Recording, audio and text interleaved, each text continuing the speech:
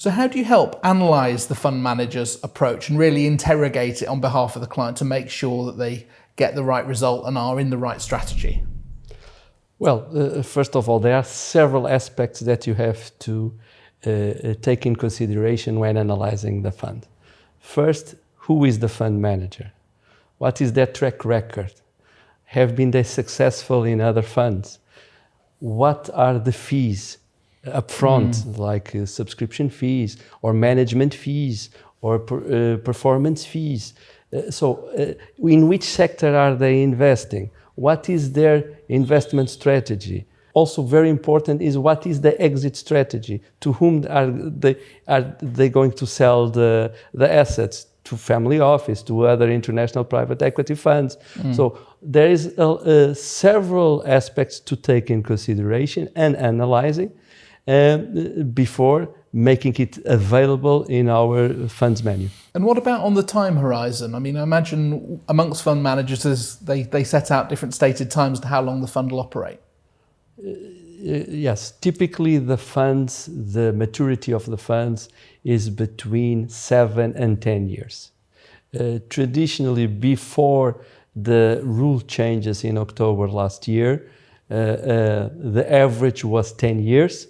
Now we see several funds being launched in the market since the beginning of the year with a lower maturity between 7 to 8 years.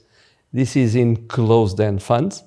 Which represents 90% of the market, then we have 10% of the market that are open-ended funds trading in public equities and corporate bonds that you can exit whenever you want.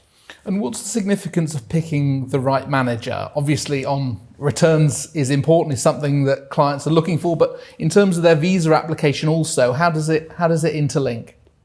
Well, basically the program is a 5-year program.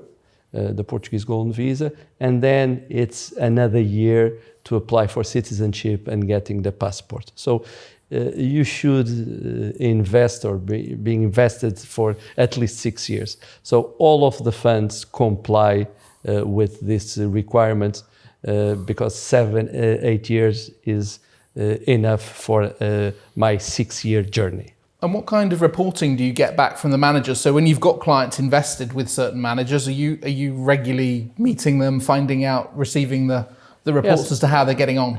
The market is quite transparent and quite regulated. So they issue normally twice a year reports to be available for investors. There is an annual General Assembly of participation unit holders.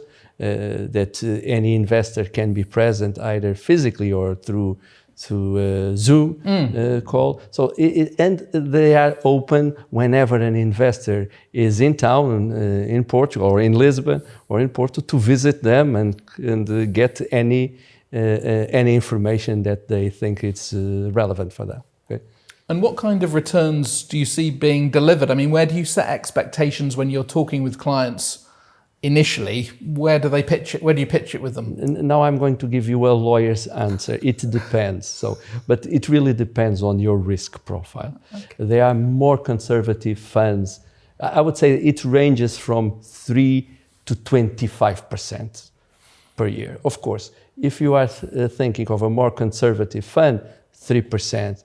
If you are thinking of a venture capital fund that is investing in biotech startups, of course, the potential return is much higher. Of course, the risk is also much higher.